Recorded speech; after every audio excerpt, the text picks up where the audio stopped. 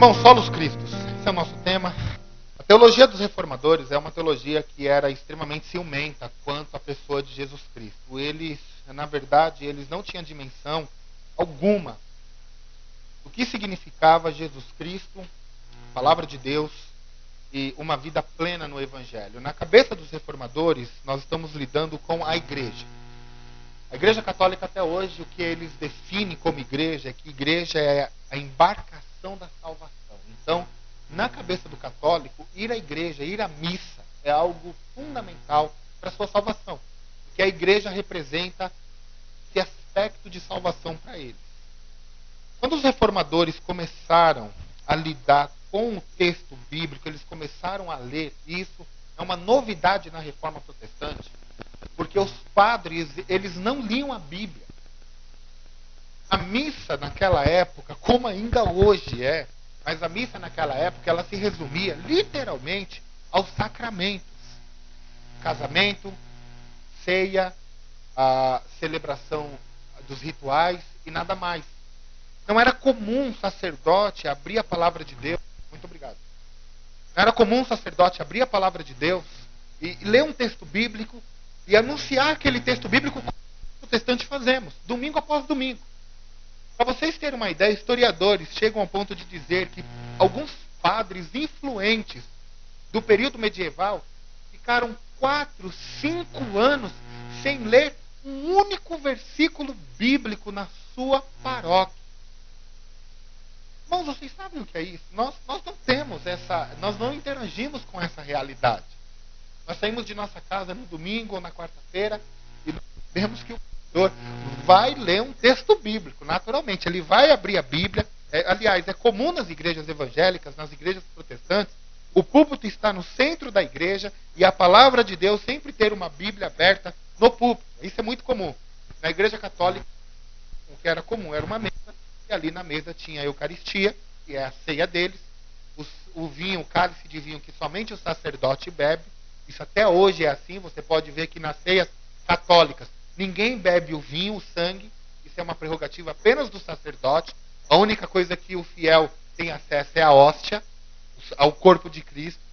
E assim era a vida. Eles se resumiam em ir para a igreja e ouvir as tradições, e ouvir os sacramentos, a celebração dos sacramentos, principalmente da ceia, e interagir com a comunidade nessa perspectiva. Então os padres, eles não liam a Bíblia.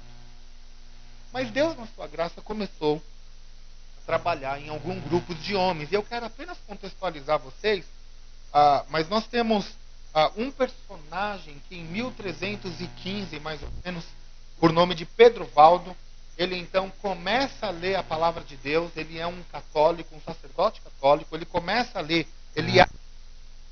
da qual ele fazia parte, Bíblia. Ele Deus, e ele consegue visualizar uma necessidade. Tal como o sacerdote tinha acesso à palavra de Deus, os fiéis também precisavam conhecer essa realidade. E ele esse Pedro Valdo começa então a pregar a palavra de Deus por volta de 1300 e alguma coisa, 1315, 1320. E um grupo de homens começa a seguir esse homem, e eles são chamados de os valdenses.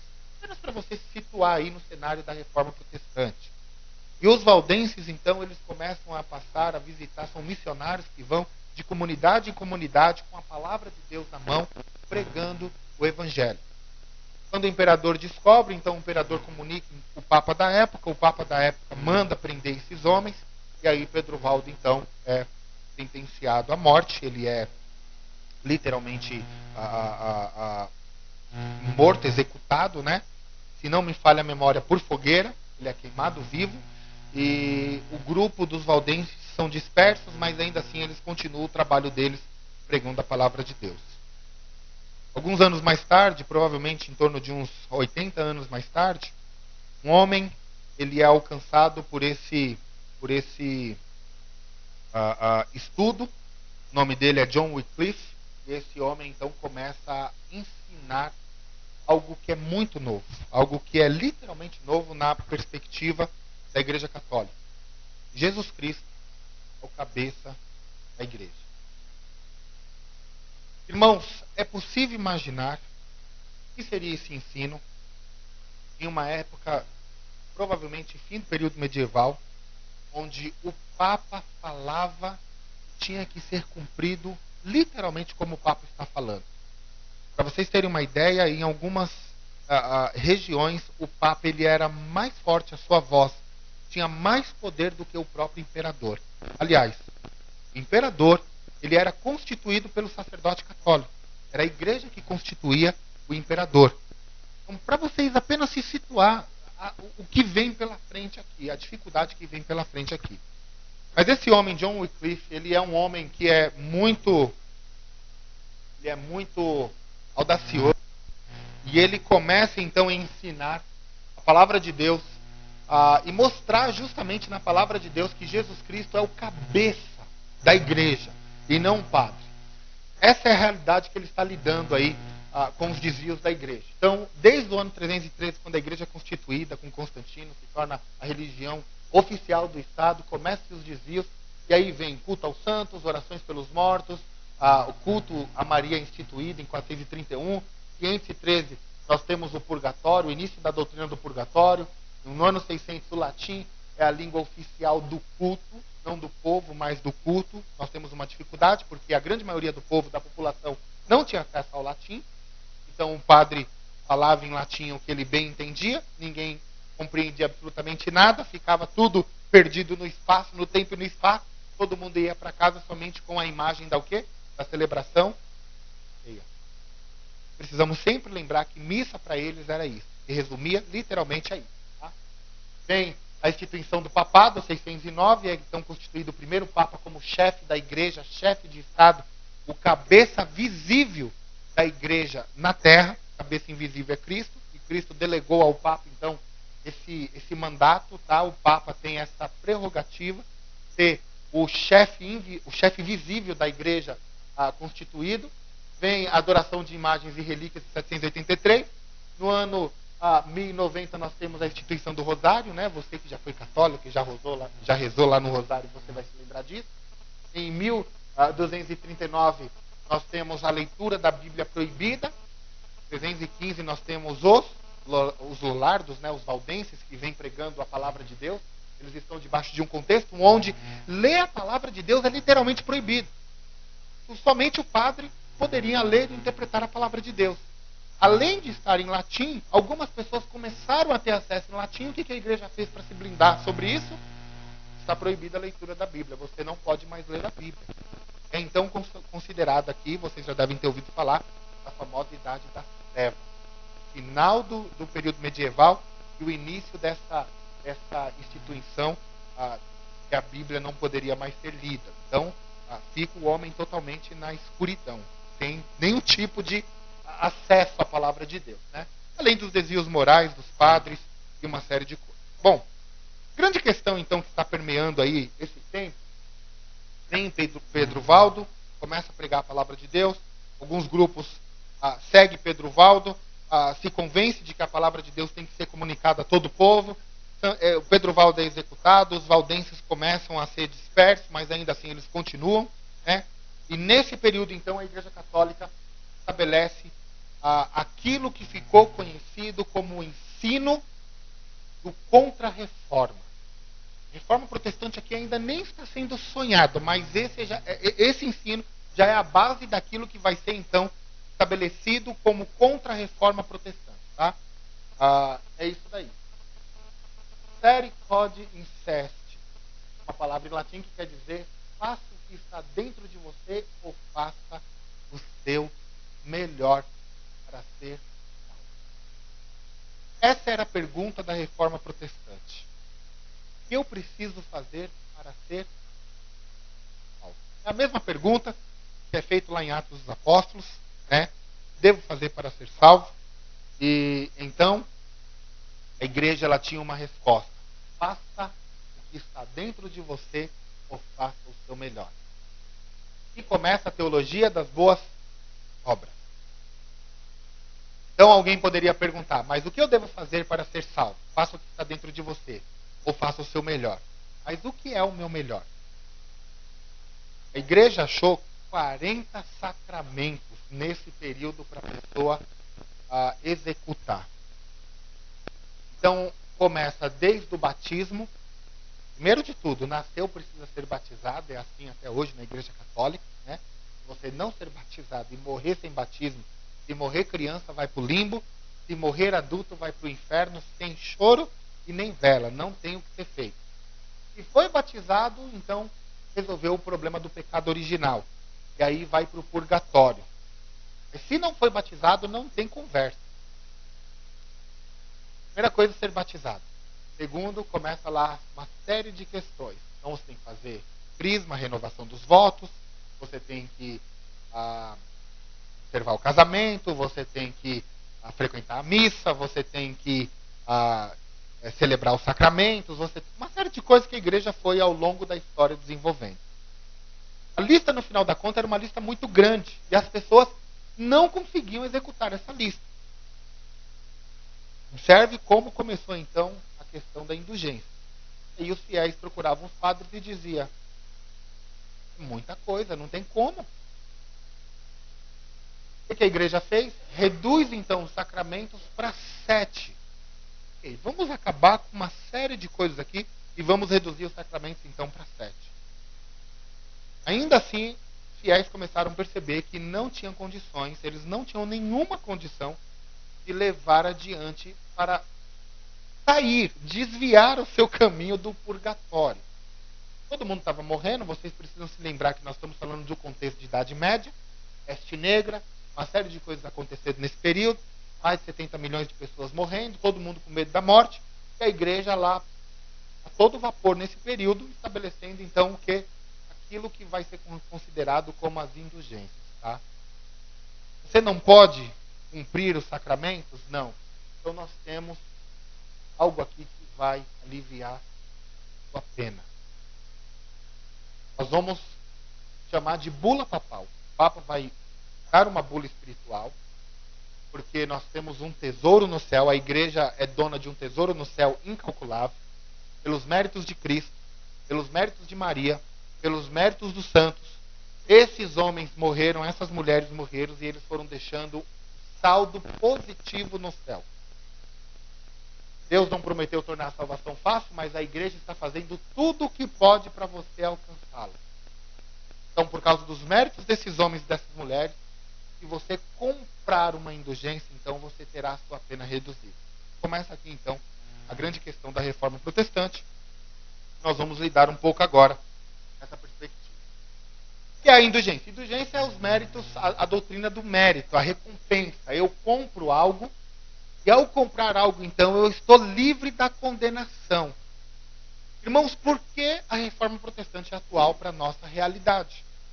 Porque muitos evangélicos, muitos cristãos, infelizmente, ainda vivem debaixo desse cenário.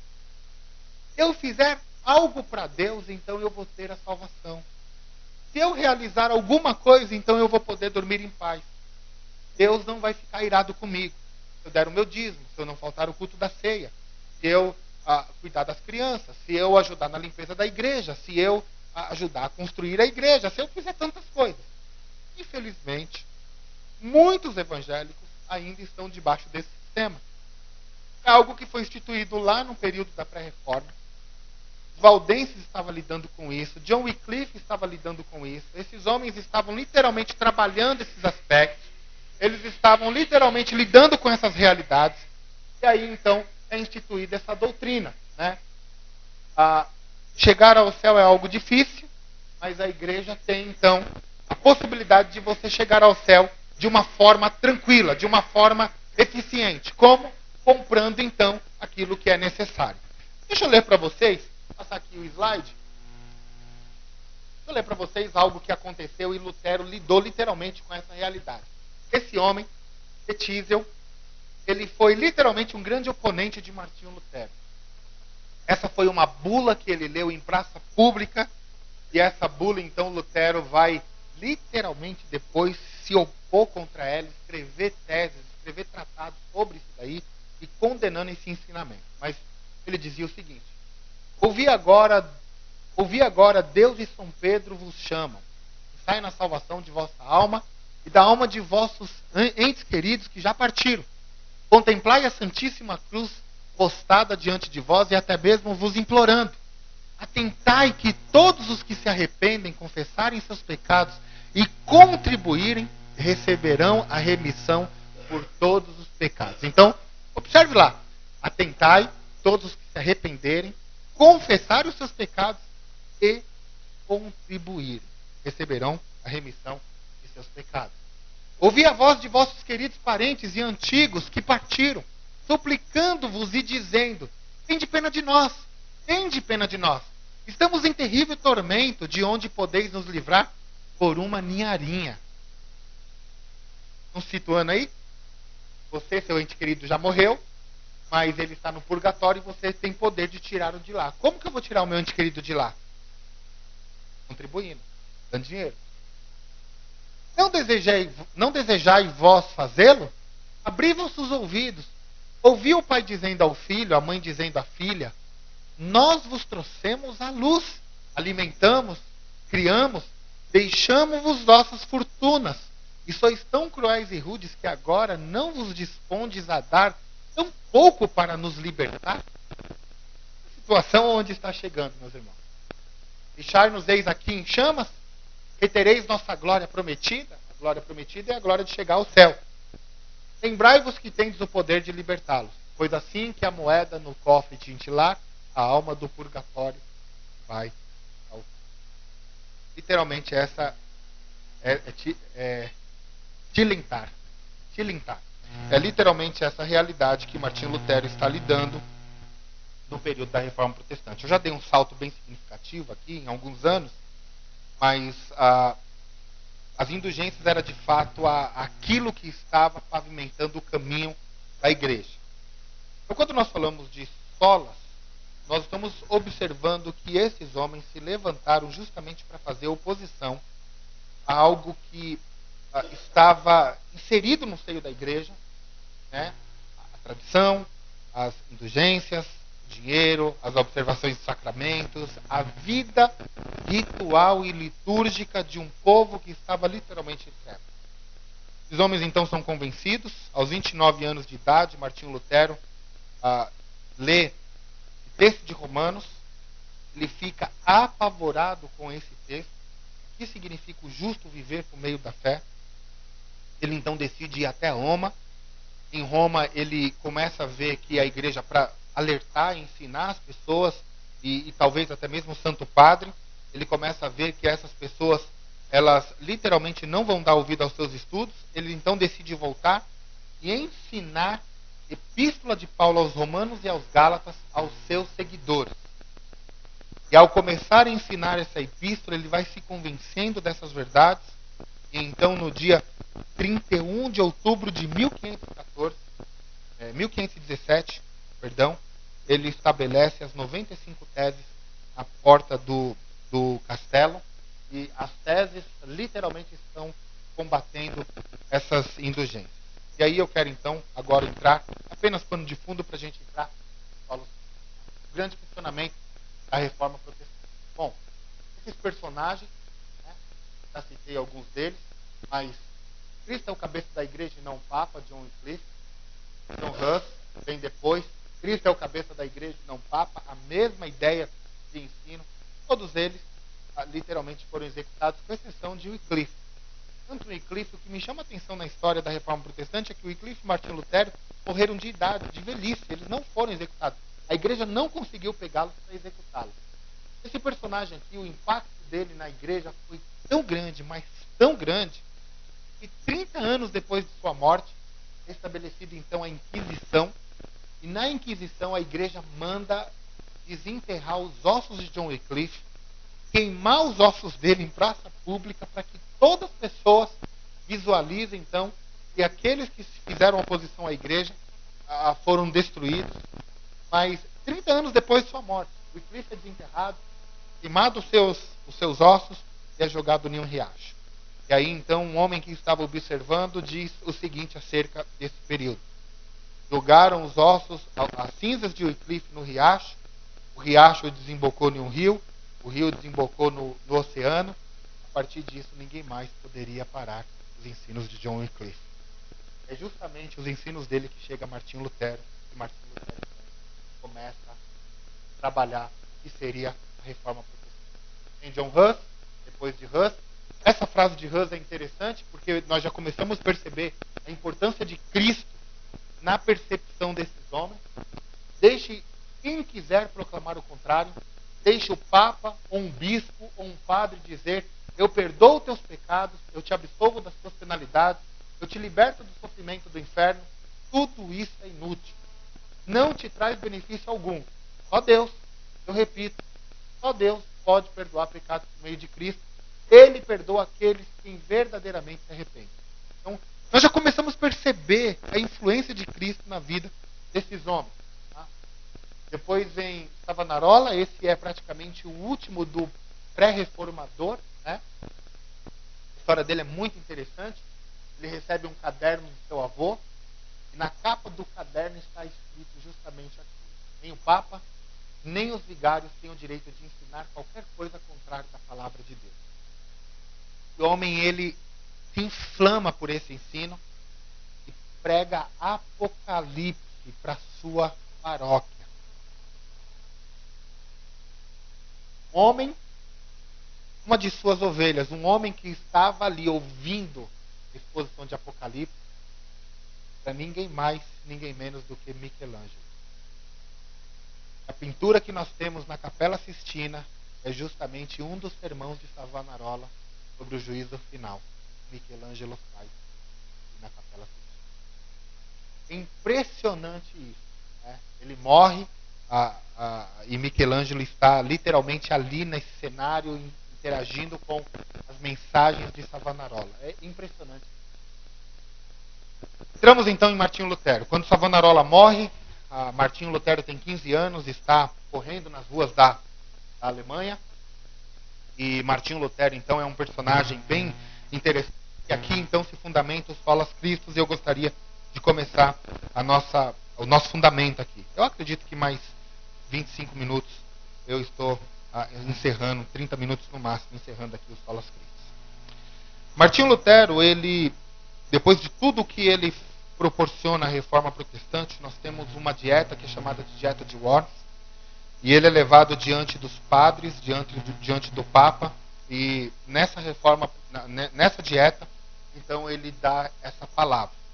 É justamente dessa convicção de Lutero que nascem as 5 solas. O Zé está trabalhando com vocês, da qual hoje nós vamos falar solas Christus. E eu quero fundamentar então os solas Christus a partir dessa realidade de Lutero. Ele começa se defendendo diante do Papa e dos padres, e ele vai falando uma série de coisas. É uma dieta bem extensa. Ele pede um dia, o padre pede para que ele revogue os seus ensinos, que ele negue os seus ensinos. Então ele pede um dia para pensar sobre isso. Lutero então vai para casa, descansa naquela noite, e então ele passa aquela noite em oração, lutando com Deus, lutando com o diabo. É interessante que no filme de Lutero isso é retratado, ele dentro da cela, brigando com ele mesmo, batendo na parede, esmurrando a parede, e é bem retratado isso, bem forte. Então no dia seguinte ele se depara, ele volta novamente diante do Papa, dos padres, dos sacerdotes, do clero, do imperador. E aí então é dito a ele: você revoga os seus ensinamentos, você amaldiçoa os seus ensinamentos. E aí ele começa a sua justificação, porque que ele não faria isso, e ele diz essa frase belíssima, que ficou registrada na história, da onde nascem então as solas. Ele começa falando sobre a importância da justificação pela fé em Cristo Jesus, e aí ele chega nessa frase, está abreviado, né? Justificação é a declaração divina de que a justiça de Cristo é atribuída ao que crê. Então daí é tirado então o solos Christus, somente por causa da graça de Deus, tirado o sola gratia. Essa justificação, portanto, é somente pela fé em Cristo, tirado o sola fide. E o que significa que toda a glória de salvação é dada somente a Deus e não a nós, onde é tirado o sola deu glória. Nada nesse artigo de fé pode ser renunciado ou comprometido. É a convicção na qual a igreja se apoia ou cai. Se a justificação somente pela fé é o elemento essencial da reforma, é a autoridade suprema da Bíblia é o seu meio, assim as Escrituras são a base segura para essa convicção. e deve ser reconhecida como autoridade suprema e autorizada a contradizer e anular todas as outras afirmações, ou ela mesma seria anulada, a menos que eu seja convencido pelas Escrituras, e por raciocínio claro, não aceito a autoridade de papas e concílios, pois eles se contradizem uns aos outros. Minha consciência cativa a palavra de Deus, não posso e não me retratarei em nada, pois ir contra a consciência não é correto e nem seguro. Que Deus me ajude. Um homem de muita fé, um homem de muita coragem, um homem muito determinado realmente a levar os seus ensinos adiante. Romanos 1:17, porque a justiça de Deus é revelada, uma justiça do princípio ao fim, demonstrada pela fé, como está escrito: o justo viverá por meio de sua fé. Nós precisamos nos lembrar, nos recordar, meus irmãos, o que Lutero quis demonstrar, quis dizer com a doutrina Solus Christus, com essa perspectiva. A Igreja Católica ao Papa, literalmente dependente da sua orientação. O Papa era a figura do Filho de Deus em terra. E Lutero começa no Evangelho a observar que essa realidade está totalmente contrária à palavra de Deus. No começo de sua fala, a justificação é a declaração. Algumas palavras foram corrigidas para compreender o sentido adequadamente, né? Foi algo muito extenso que Lutero fez em sua defesa, mas a justificação é a declaração divina que a justiça de Cristo é atribuída ao que crê somente por causa da graça de Deus. Nas entrelinhas, o que Lutero estava querendo dizer é que não existe absolutamente nada que eu e você podemos fazer. Salvação é mérito de Cristo na sua cruz. É dada àquele que crê. E Lutero tinha alguns textos em mente quando estava discursando sobre isso. Ele tinha, por exemplo, o texto de Efésios 2, a partir do versículo 8, quando Paulo está dizendo: vocês são salvos por meio da fé, isso não vem de vós, é dom de Deus. É a graça de Deus que se manifestou. Não é dom absolutamente humano, não é mérito humano, mas é a graça de Deus que se manifestou para salvar o pecador. E a igreja criou um sistema de deixar as pessoas literalmente cativos. Você dava riqueza, você dava seu dinheiro, você dava tudo. E aquilo acabava, consumia todos os seus bens, e ainda assim você estava debaixo do jugo de uma interrogação. Será que eu estou fazendo tudo para ser salvo? Será que eu vou entrar na eternidade? Ou será que eu vou para o purgatório? Ou será que eu vou para o inferno? Era a grande questão da reforma protestante. E Lutero está com esses textos, o texto de Gálatas, o texto de Romanos, o texto de Efésios em mente, quando ele está lidando com essa realidade. E dizendo ao concílio que ele não vai se retratar, pelo contrário. Ele confia literalmente que Deus, por intermédio de Cristo, aqueles que depositaram a sua confiança em Jesus Cristo por meio da fé, recebem a justificação do seu pecado. O pecado original é anulado por meio da fé em Cristo Jesus. O homem continua sendo pecador, mas ele não está mais debaixo do jugo do pecado que o condenou à perdição eterna. Agora a morte já não vence mais sua vida. Ele vai morrer fisicamente, mas espiritualmente ele estará com Cristo. Ele não está mais condenado. Então, o cerne do ensino de Lutero, a base do ensino de Lutero, se fundamenta em Gálatas, Efésios e Romanos. E aí, a sua concepção do Solus Christus, o que é o Solus Christus, é justamente isso. O Cristo que é recebido pela fé e que vive no coração é a verdadeira justiça do cristão, com base na qual Deus nos considera justo e nos concede vida eterna. Era um choque naquele contexto que as pessoas estavam habituadas a ir para a igreja e observar o sacramento e seguir a voz do Papa e comprar indulgências. Isso era um choque. Sim, eu só preciso agora crer em Jesus Cristo? É isso? É a pergunta do carcereiro feito lá em Filipos. O que eu preciso fazer agora para ser salvo? É no Senhor Jesus Cristo, e será salvo tu e tua casa. Quando as pessoas começaram a lidar com esses ensinos, eles começaram a observar. A igreja, na verdade, criou um jugo, um sistema, justamente para fazer com que fiel, entregasse toda a sua riqueza para a igreja. E a igreja, então, olhasse todo mundo como uma igreja triunfante. Mas, na verdade, não era a igreja de Deus. Deus estava usando esses homens para se opor a esse tipo de ensino. Porque esse tipo de ensino é um ensino literalmente pernicioso. Poderíamos trazer hoje para a nossa realidade. Temos grupos e mais grupos de pessoas que estão debaixo de uma interrogação que não é a solução, a base na qual nós podemos descansar na justiça de Deus. Tem pessoas que lê Romanos 5:1, por exemplo, justificado, pois, mediante a fé, nós temos paz com Deus, e não conseguem entender como isso é possível. Eles precisam sempre fazer alguma coisa. Eu tive uma ovelha lá em São Paulo, que ela me disse o seguinte certa vez: pastor, eu faço boas obras. Sei que bom, mas você deve fazer mesmo boas obras. Salve em Jesus Cristo, descanse em Deus, é chamado para boas obras. É dos dois. Deus nos chamou para fazermos boas obras, na qual Ele preparou antes da fundação do mundo, para que nós andássemos e praticássemos elas. Isso mesmo. Não, mas eu faço boas obras porque eu não gosto de ficar devendo favor para ninguém. É favor para quem? Não gosto de ficar devendo favor nem para Deus. Irmãos, é a realidade, ainda hoje.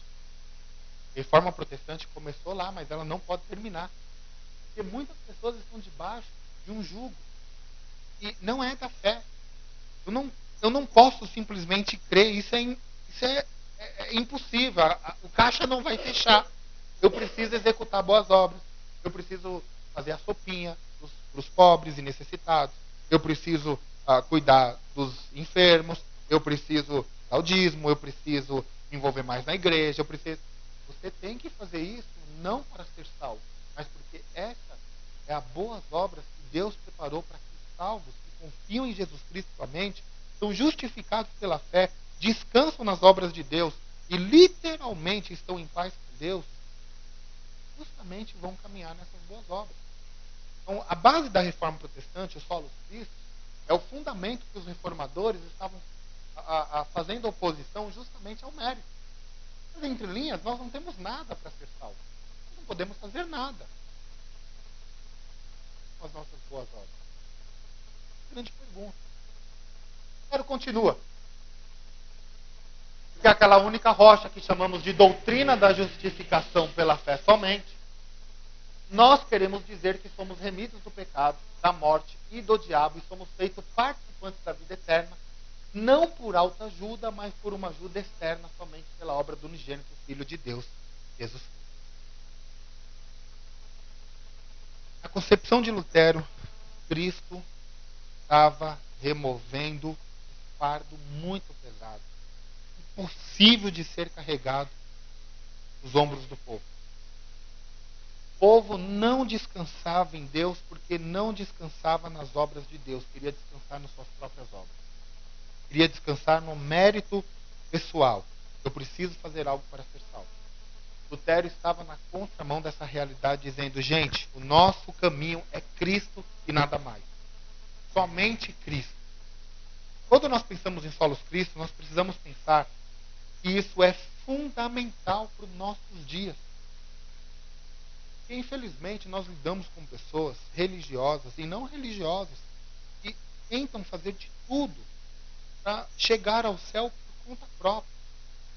Irmãos, os homens estão desde o Éden querendo construir escadas para chegar até a eternidade. Não existe uma escada segura que um homem possa criar. Ele pode pavimentar um degrau, ele pode chegar num segundo degrau, mas ainda assim ela não conseguirá levar até o céu. A única escada que leva o homem ao céu é a escada da cruz. É o que Paulo diz em Efésios 2. E a reforma protestante pavimentou um caminho que as escrituras já tinham dado como base, Paulo já tinha trabalhado, mas nós precisávamos na reforma protestante porque nesse momento, nesse período da história, a igreja estava literalmente sem rumo. Cristo não era mencionado, Cristo não era falado, o Papa era celebrado, o Papa era ovacionado, o Papa era aplaudido, o Papa era obedecido, o Papa era glorificado, o Papa era tudo, menos Cristo. Vocês acham isso absurdo? Vocês acham que é excesso dizer isso? vou chegar em um slide que eu vou mostrar para vocês algo que a Igreja Católica defende como doutrina, que está nos seus manuais de doutrina. Cristo e nada mais. Para Lutero, Cristo era sempre a circunferência da Bíblia. Nós precisamos observar isso. Então, deixa eu pensar com vocês algumas questões aqui de implicações dos nossos dias, para nós avançarmos aqui. Cristo da cultura. Como é o Cristo da cultura hoje? É o Cristo desconfigurado. É o Cristo desfigurado, seria melhor ali do que desconfigurado. Eu tenho uma formação em técnico de informática, eu acho que eu peguei isso daí de TI. Configurado é sistema que é desconfigurado, né? É o Cristo desconfigurado. Desfigurado. É o Cristo desfigurado. Então nós temos lá ao fundo uma imagem do Cristo Redentor, bonito, cheio de luz, né? Cores. É o Cristo do povo, de todos os povos, é o Cristo que todo mundo se achega, veja ali o pé dele, e está tudo legal, visita, e está tudo legal, né? Temos na cultura alguns ícones bem interessantes, por exemplo, John Lennon. Creio que o que Jesus, Maomé, Buda e todos os outros disseram estavam certos. As traduções é que estão erradas. Então, na verdade, o Cristo da cultura é o Cristo de todos. É o Cristo que está ali, com Maomé, com Buda, não tem problema nenhum. Temos aquele camarada ali, Homer Simpson, você deve conhecer. É um personagem muito inteligente que levou gerações e gerações aos seus episódios, né? E aí, um de seus episódios, ele diz: eu vou morrer. Jesus, Alá, Buda, eu amo todos vocês. O Cristo da cultura é o Cristo de todos. O Cristo que não se opõe a nada. É o Cristo que está na igreja, no terreiro. É o Cristo que está lá nos movimentos estranhos, nos movimentos que não têm absolutamente nada a ver com a palavra de Deus. É o Cristo de todos os jeitos, né? Infelizmente, muitas igrejas caminham nessa linha. Muitas igrejas seguem esse Jesus como um líder religioso e nada mais, não como Jesus Salvador. É o que Lutero, se estivesse entre nós hoje, iria se opor, né? Esse camarada Stephen Colbert, ele é um personagem, ele se diz cristão, é um comediante americano, e ele, em um dos seus programas, disse isso daí: embora eu seja um cristão comprometido, acredito que todo mundo possui o direito de ter sua religião. Seja você hinduísta, judeu ou muçulmano.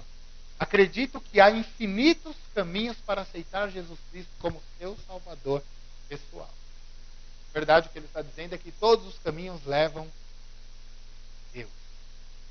Será que tem gente na igreja que pensa dessa forma?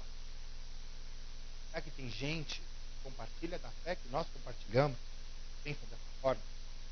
Uns meses atrás, foi noticiado no programa da Record, sempre me esqueço lá, que contrapõe o Fantástico, Domingo Espetacular, uma reportagem sobre católicos que estavam se tornando evangélicos. E entrevistaram uma mulher, ela havia 2 anos já se convertido ao evangelho, à igreja evangélica, né? Entrou para a igreja evangélica, se converteu a Jesus Cristo, e faz de direito, dizia ela. E o repórter pergunta para ela: e aí, sua vida? Minha vida agora mudou, é uma outra realidade. Mas você tem falta do santo? Ela parou. Vou confessar um negócio para você. Está na internet, daí vocês podem pesquisar depois. Eu guardo uma santinha dentro do meu guarda-roupa. Eu ainda não consegui soltar dela. É o Cristo da cultura, gente. O Cristo da cultura. Umas 3 semanas atrás vocês viram alguns episódios aí circulando na internet dos chefes de morro lá no Rio de Janeiro entrando. Vocês viram isso? Vocês não viram isso? Camarada, chefe de morro, eles entram nos terreiros que estão lá no morro e dizendo: olha, isso aqui agora, esse morro pertence a Jesus Cristo. Quebra tudo. Satanás aqui não tem lugar. Quebra tudo que agora o morro pertence a Jesus, né? Então é o Cristo da cultura. É o Cristo desfigurado. É o Cristo que me aceita do jeito que eu sou. É o Cristo que entende a minha realidade. É o Cristo que se conforma aos meus caminhos. Não é o Cristo da Bíblia. Não é o Cristo que está falando o que eu tenho que ser. É o Cristo que me aceita da forma como eu digo que sou. E esse Cristo é o Cristo que traz muito problema para nós. Que essa turma se converte e vem para a igreja e quer que Cristo continue sendo o Cristo lá da cultura. O Cristo que é de todo mundo, o Cristo gente boa. É o Cristo dos adolescentes, é o Cristo de... enfim, de um monte de coisa, né? Um camarada se converte, vem aqui, a vida dele não muda. Por quê? Porque ele acha que Jesus que ele conheceu lá fora é o Jesus que está pavimentando os passos dele aqui. Que está vibrando por ele estar dentro da igreja. Que legal, que bacana, você está aqui com a gente agora. É isso aí, meu servo. Irmãos, nós temos um outro Jesus na palavra de Deus. Temos um grupo de pessoas chegando a Jesus dizendo: Senhor, em teu nome nós expulsamos demônios. Que coisa mais gloriosa do que expulsar demônio? Falar para o demônio: arreta-te daqui, o demônio dá as costas. E sair, o demônio tremer com aquela palavra. Essas pessoas chegam a Jesus e dizem assim: Senhor, em teu nome nós fizemos essas coisas tão maravilhosas. E Jesus vai olhar para ele e diz lá, o texto em Mateus o quê? Sai-vos de mim, não vos conheço, malditos que praticam iniquidade. O Cristo da cultura. As igrejas estão se conformando a essa realidade. Muitas delas enchendo, é isso aí, que legal. E na verdade estão na contramão do Jesus que Martinho Lutero proclamou diante de uma situação tão desconfigurada da sua época, da qual nós estamos presenciando hoje. Tá? Pense nisso. Notem, se você tiver alguma dúvida, alguma coisa, me pergunte. Cristo do catolicismo. Eu trabalhei por 6 anos no Instituto Cristão de Pesquisa. A minha área foi catolicismo romano. Eu coloquei ali, fiz questão de colocar um subtítulo: o Cristo do catolicismo, de ontem e de hoje, é o Cristo ineficiente, é o Cristo que não tem poder nenhum. Qual o motivo? As de Maria. No catolicismo, Maria, ela tem um lugar de proeminência. Ela rouba a cena, ela está acima de Jesus. Olha o que diz nessa declaração: Glórias de Maria, Santo Afonso de Ligório, um padre que é um dos grandes doutrinadores do movimento católico. Um livro editado pela editora Santuário, a edição 17 de 2005, página 208. Nossa salvação será mais rápida se chamarmos por Maria do que se chamarmos por Jesus. Quantos não estariam fora do céu se Maria, com suas poderosas mãos, não os tivesse conduzido? Honrai e servi a Virgem Maria, e então encontrareis vida. Vocês que foram católicos já viram isso na Igreja Católica? Muito sutil, né? Não é aberto assim. Hoje você assiste o Bispo Zezinho lá, no canal da TV Canção Novo Tempo, o camarada prega, sua camisa, 30 minutos de Jesus. E aí quando ele vai terminar, agora chegou a hora de nós pedirmos a bênção da nossa mãe. Vamos orar por Maria. E ela tenha misericórdia de nós. E assim vai. É o Cristo do nosso tempo, é o Cristo ineficiente da Igreja Católica. Serve isso aqui. Maria é chamada à porta do céu, porque ninguém pode entrar nesse bendito reino sem passar por ela. Muitos santos estão agora no céu pela intercessão de Maria, e sem ela ali jamais estariam. Serve essa. Tem que tinha mais um. Eu tenho um que diz o seguinte. Eu fui reduzindo alguns slides, mas tem um que diz o seguinte: nem Deus, nem Jesus Cristo são maiores do que Maria. Repito, ao nome de Maria, ao seu império, todo joelho se dobrará, inclusive o próprio Deus. É realmente algo impressionante. Cristo dos movimentos sectários. Então nós temos, só recapitulando aqui, o Cristo configurado, Cristo ineficiente. E o Cristo desconfigurado aqui, da cultura, é o Cristo de muitas igrejas evangélicas também. O Cristo de muitas igrejas evangélicas também. É o Cristo de igrejas que se dizem evangélicas, na verdade, e não são. Então nós precisamos estar atentos com isso. O Cristo ineficiente, o Cristo do catolicismo, e agora o Cristo falso. É o Cristo mais fácil de ser identificado, porque é o Cristo dos movimentos religiosos, é o Cristo da seita.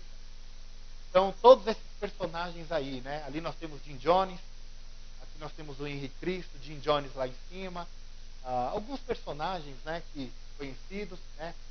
Ali nós temos o Ramírez, a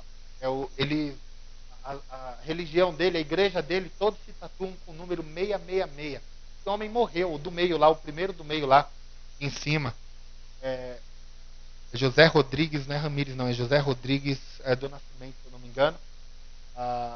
ele se intitula como Jesus Cristo, homem em terra, e todos os fiéis da igreja tatuam no braço 666. Número audacioso.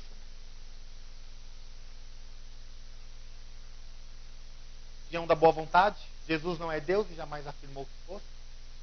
A doutrina do céu, isso noie. Se o pecado existisse, realmente nem os Budas todos do universo conseguiriam extingui-lo, nem mesmo a cruz de Jesus Cristo conseguiria extingui-lo. Temos ainda o adventista do sétimo dia. Sua natureza humana, Cristo herdou exatamente o que herda todo filho de Adão, uma natureza pecaminosa. Totalmente contrário ao que o escritor aos Hebreus diz. Sendo homem, Hebreus capítulo 2. Nós temos um sumo sacerdote que se compadece de nós, porque a nossa imagem e semelhança se tornou homem como nós, mas sem pecado. Ou seja, ele não herdou natureza pecaminosa, né?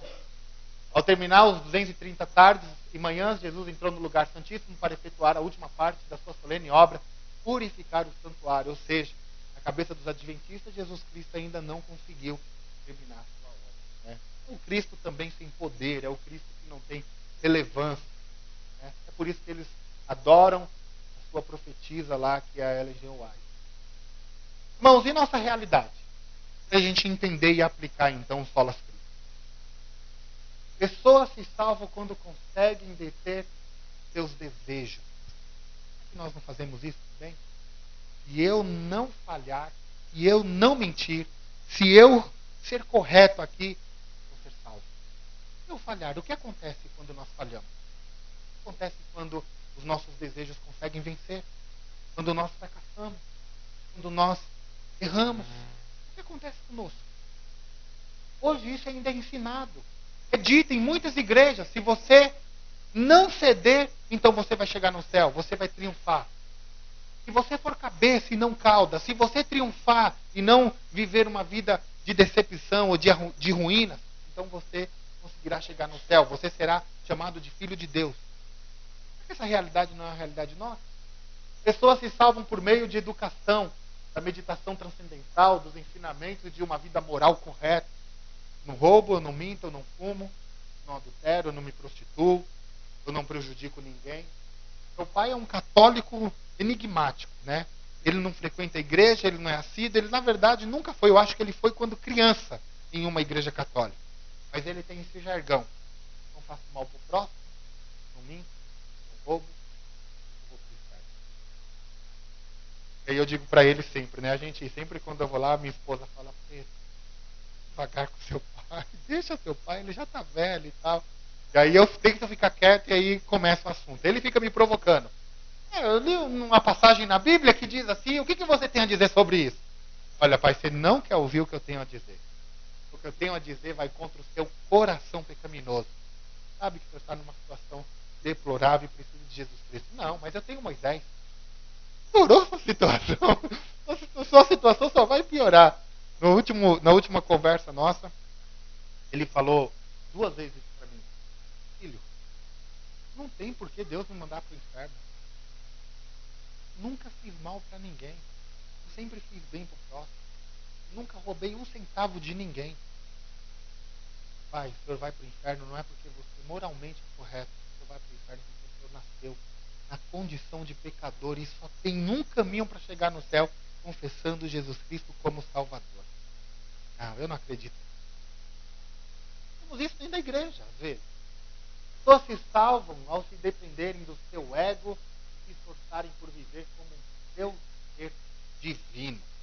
Então, há uns meses atrás, um jogador do Manchester United, muito rico, decidiu dar toda a sua fortuna e viver como um monge. Aí foi perguntado para ele por que ele fez aquilo, e ele disse que ele fez aquilo porque ele queria chegar ao céu. São escadas, meus irmãos, que os homens estão construindo. Mas essas escadas não estão levando a lugar nenhum. Pessoas se salvam vivendo uma vida de obras, de boas obras e caridade, né? Então, nós temos os espíritos, por exemplo, eles fazem a sopa beneficente e saem por aí entregando sopa e executando boas obras e acolhendo mendigo e cuidando dos enfermos e tirando curando as feridas dos dos machucados, e eles dizem que com isso eles estão ganhando pontos de luz para se evoluir e chegar no estágio máximo de iluminação lá na eternidade, né? Um foco de luz, um feixe de luz. Né? Pessoas se salvam por meio de arrependimento, da oração, se esforçando para obedecer à lei. Então, eu tive um amigo que, cristão, ele literalmente ficou doido. Né? Ele pecava, ele falhava, chegava em casa, tirava a roupa e começava a esmurrar. Fazia orações longas, 2, 3 horas de orações. Né? Eu lembro que um dia, conversando com ele, eu falei para ele assim, olha, e um dia você quebrar o seu coração e falar para o Senhor, Senhor, tenha misericórdia de mim porque eu sou um miserável. Ao invés de se esmurrar e fazer tudo isso, você vai ser justificado por Deus, porque Deus, ele 1 João, Deus não se opõe àquele que está se quebrantando, aquele que está confessando os seus pecados e buscando arrependimento nele. E ele disse para mim, não, é assim que funciona. Tenho que realmente fazer o meu papel. As pessoas se salvam deixarem a alienação cultural, econômica e política, se tornarem mais conscientes e engajadas. Né? Então, começo a me envolver mais na comunidade, eu começo a me envolver mais com as demandas sociais, né? Enfim, por aí vai. Irmãos, Paulo Cristo está se opondo a toda essa realidade. Paulo Cristo nada mais é do que a teologia de que nós precisamos confiar em Jesus Cristo como Salvador e depositar a nossa fé nele, que é a rocha. Lutero chamava Jesus Cristo de a rocha. Nele que é a rocha, onde os nossos pés precisam estar firmados. Então, quando Lutero desenvolveu essa ideia de Paulo Cristo, ele não tinha pretensão de fugir ou criar uma doutrina nova. Não, é somente olhar para as Escrituras, Efésios, Gálatas, Romanos e tantas outras palavras, tantos outros textos bíblicos que apontam que a salvação está fundamentada somente em Jesus Cristo. No período da Reforma Protestante, a salvação estava fundamentada na tradição, na igreja, nos rituais, nos sacramentos, nas coisas que as pessoas precisavam fazer desesperadamente. Lutero disse, não, é em Cristo, somente em Jesus Cristo. Não é na igreja, não é no pastor, não é nas boas obras, não são nas boas obras, não são nas coisas que fazemos, não são nos nossos méritos, não são absolutamente nada, somente em Jesus Cristo. Esse texto é o texto que fez com que Lutero conduzisse toda a sua vida até a sua morte. Efésios 2, de 8 a 10, pois vocês são salvos pela graça por meio da fé, não vem de vós, o dom de Deus, não por obras para que ninguém se glorie, porque somos criação de Deus realizada em Cristo Jesus, para fazermos as boas obras, mas Deus preparou de antemão para que a praticamos. Não se esqueça disso. Paulo Cristo é literalmente fundamento qual toda outra doutrina bíblica se fundamenta. Nele, em Jesus Cristo. Salvação está apenas na pessoa de Jesus Cristo. Dádiva de Deus, eles que por meio de fé se achegam nele. Não existe salvação fora de Jesus Cristo. Isso que Lutero ensinou na Reforma Protestante. Foi esse solos Cristos que pavimentou o caminho até a nossos dias. E é nesse ensino que nós temos que agarrar o nosso coração, colocar a nossa esperança. Porque se nós dependêssemos de qualquer outro meio para a salvação, fatalmente nós iremos cair do cavalo. Fatalmente nós iremos estar com as cara na parede, né, as burros nas águas, e literalmente iremos nos decepcionar. Não é por menos que muitas pessoas vivem uma vida de julgo. Elas estão sempre desesperadas, sempre em conflito com Deus, sempre em conflito com o seu coração, porque ainda não conseguiram descansar, não conseguiram repousar na obra de Deus. Né? O texto em Hebreus, que vem à mente agora, eu gostaria de ler ele para nós encerrarmos.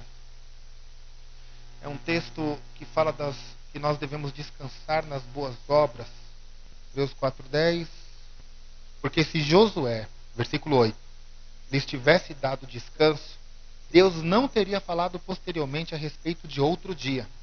Assim, ainda resta um descanso sabático para o povo de Deus. Pois todo aquele que entra no descanso de Deus também descansa das suas obras, como Deus descansou das suas.